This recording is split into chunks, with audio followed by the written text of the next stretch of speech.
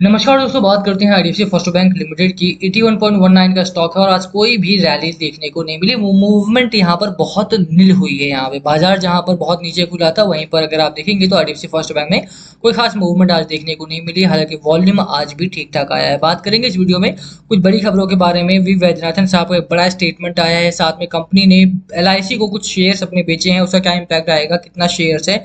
5,000 करोड़ रुपए का निवेश यहाँ पर आ रहा है, किस तरफ से आ रहा है बात करेंगे उसकी भी। चलिए स्टार्ट करते हैं इस वीडियो को।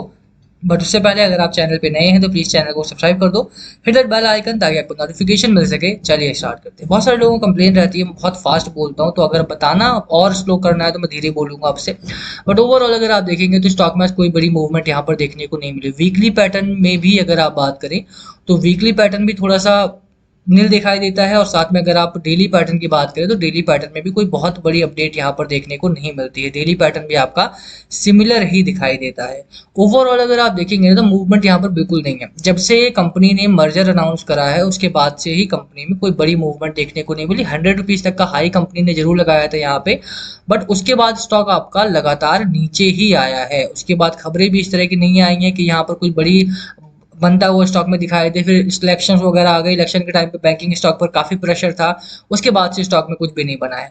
अभी के लिए अगर आप देखेंगे लोअर एंड पर एक सपोर्ट लेवल आपका बना हुआ है यहाँ पर अराउंड 75 76 रुपीज के आसपास का। अपर एंड में जो पहला रेजिस्टेंस, पहला टारगेट है 85 का है आपका। सेकंडली अगर आप देखेंगे तो अपर एंड पर थोड़ा सा और ऊपर जाएंगे तो यहाँ पर 93 का दूसरा टारगेट है, यानी कि रेजिस्टेंस है। और 100 रुपीज के आसपास का थर्ड रेजिस्टेंस यहाँ पर फेस करेगा स्टॉक आपका। 93 का अगर ओमिट भी कर दिया जाए क्योंकि स्मॉलर रेजिस्टेंस है, वहां पे क्रॉस कर लेगा तो भी स्टॉक में अभी भी काफी पड़ाव है। इस रेंज को ब्रेकआउट करना काफी मुश्किल हो रहा है स्टॉक के लिए। खबरें काफी पॉजिटिव नहीं आ रही हैं, बट अब नहीं होगा ऐसा, क्योंकि स्टॉक में अगर आप देखें तो बड़ी खबर यहाँ से आना स्टार्ट हो चुकी है। एचडीएफसी फर्स्ट बैंक ने 0.2% शेयर्स यहाँ पर एलआईसी को ऑफर किए 80.63 रुपीज में। ओवरऑल देखिए क्या है ना कि कंपनी के पास काफी सारे स्टॉक्स पहले से पड़े हुए थे और अभी मर्जर आ रहा है, तो अगर स्टॉक प्राइस आपका बढ़ता है 81 रुपीज से बढ़ करके 100 रुपीज के आसपास रहता है तो कंपनी को एक अपर हैंड मिलेगा मर्जर के समय पे। मर्जर आपका अगस्त सितंबर के आसपास फाइनलाइज हो सकता है, यहाँ पे कोई दो राय नहीं है कि इसका लेट, उससे लेट नहीं होना चाहिए।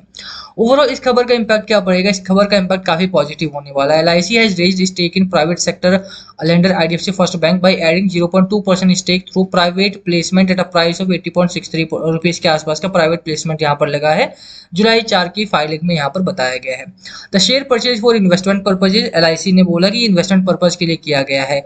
मैंने आपको हमेशा बोला है कि आईडीएफसी फर्स्ट बैंक एक डार्क हॉर्स है और इसके ऊपर अभी भी कोई पैसा नहीं लगा रहा है। रीजन बीइंग कि लोगों को लग रहा है कि यार काफी टाइम से, और ये अच्छा भी सही भी है ये बात, कि काफी टाइम से स्टॉक ने कोई बहुत बड़ी मूवमेंट यहाँ पर नहीं दी है, और अगर अभी पैसा लगाया जाता है तो क्या गारंटी है कि आने वाले समय में ये प्रॉफिट यील्ड करेगा ही करेगा।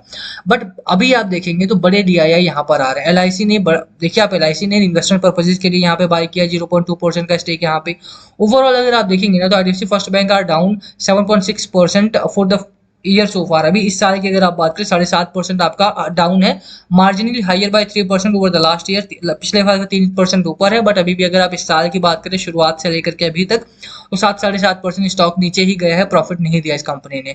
30 मई को आईडीएफसी फर्स्ट बैंक ने बताया था, मैंने खबर आपको दी थी कि 3200 करोड़ रुपए यहाँ पर कंपनी रेज करने वाली है, यहाँ पर उगाही करेगी लगभग 80.63% के प्राइस के आसपास ही। किसको बेचेगी? एलआईसी को, एचडीएफसी लाइफ को, एबी सन लाइफ को, बजाज आलियांज को, आईसीआईसीआई लोम्बार्ड को और एसबीआई जनरल, ये सब अलॉटिंग होंगे इस स्टॉक के। नई खबर ये है कि वी वैद्यनाथन साहब ने मनी कंट्रोल को बताया कि भैया 5,000 करोड़ रुपए यहाँ पर second half of the financial year में यहाँ पर बाय किए जाएंगे, यानी कि 3200 करोड़ पहले first half of the year में और 5,000 crore second half of the year में यहाँ पर बाय किए जाएंगे।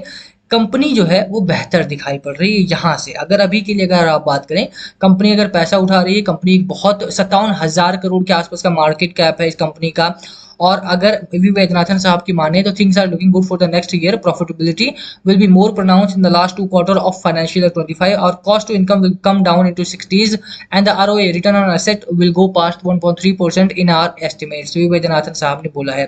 कंपनी प्रेशर में, ऑब्वियस सी बात है, आईडीएफसी फर्स्ट बैंक छोटा बैंक है और compete करना पड़ रहा है एचडीएफसी बैंक के साथ में या आने वाले दूसरे बैंक के साथ में। बट आप देखेंगे कि कंपनी जिस तरह से ग्रो कर रही है और जिस तरह से वी वैद्यनाथन साहब कंपनी को धीरे धीरे करके ऊपर की ओर लेकर के जा रहे हैं, आने वाले 5 साल 7 साल आईडीएफसी फर्स्ट बैंक के बहुत अच्छे जाने वाले हैं। रीजन वही है कि आप देखेंगे तो प्राइवेट बैंक है, और प्राइवेट बैंक्स में इस समय कोई अगर टॉप पे बैंक देखते हैं तो वो आईडीएफसी फर्स्ट बैंक ही है। ओवरऑल अगर आप देखें तो कंपनी में and it reported a 10% decline in net profit, 724 crore का इनका प्रॉफिट हुआ था। कंपनी अभी भी प्रॉफिटेबल है, ऐसा नहीं है कि कंपनी ने प्रॉफिट करना बंद कर दिया। मैं आपको वो भी दिखा देता हूँ। फाइनेंशियली कंपनी काफी स्ट्रॉन्ग है, 724, 715, 751 करोड़ के आसपास का प्रॉफिट रहता है ओवरऑल। इसीलिए बात हो रही है कि अब यहाँ से एक अच्छी रैली की शुरुआत आपको होती हुई दिखाई देगी। अगर आपने बाय कर रखा है तो होल्ड करने की सलाह मेरी रहेगी।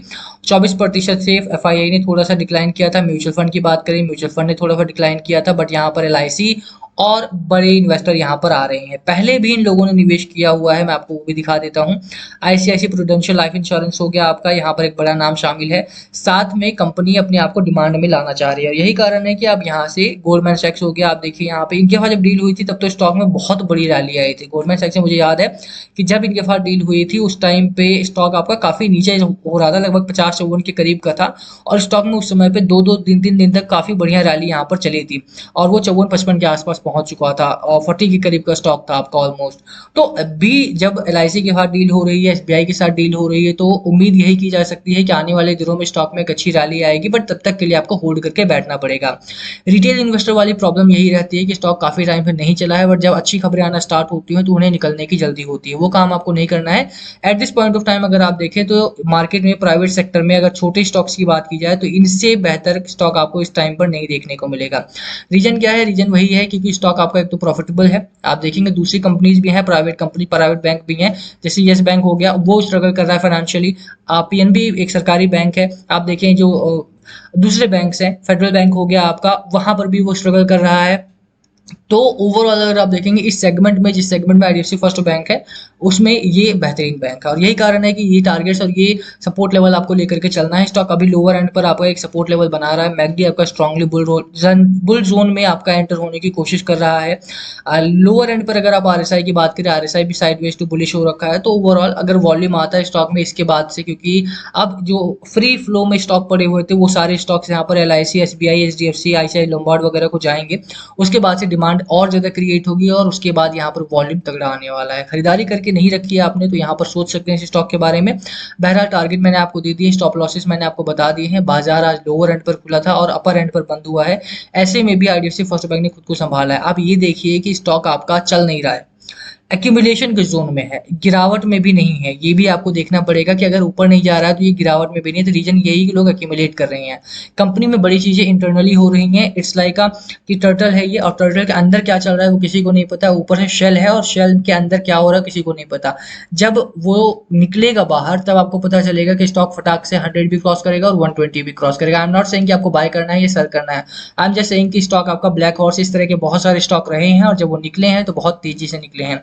आई रिमेंबर कि जय बालाजी को मैंने कुछ महीने पहले देखा था, और जय बालाजी इस पॉइंट पर अगर आप देखेंगे वो स्टॉक 300-400 रुपए के आसपास कोई पूछ नहीं रहा था। इस समय 950 रुपए के करीब का ट्रेड हो रहा है वो, और जस्ट कुछ महीनों में। ये भी नहीं कह रहा हूँ कि मैं आपको सालों लग गए, 300 रुपए पे कोई नहीं पूछ रहा था, और कुछ ही महीनों में अपर सर्किट पे अपर सर्किट लगे और जय बालाजी 900 रुपए के करीब में ट्रेड हो रहा है। ठीक है, तो उस तरह के स्टॉक्स भी देखे हैं मैंने। तो ओवरऑल अगर आप देखें तो होल्ड करने का स्टॉक है, होल्ड करना चाहिए। बाकी लास्ट कॉल हमेशा आपकी होनी चाहिए। क्या है कि स्ट्रैटेजी स्टॉक को लेकर प्लीज कमेंट करके शेयर करना। वीडियो को यहीं खत्म करेंगे। पसंद आए तो लाइक करना, चैनल पे नए हो सब्सक्राइब किए बिना मत जाना। Thank you for watching. Next please comment below अगर कुछ पूछना हो तो। Thank you. अपना प्राइस और क्वांटिटी जरूर मेंशन करना। Thank you again.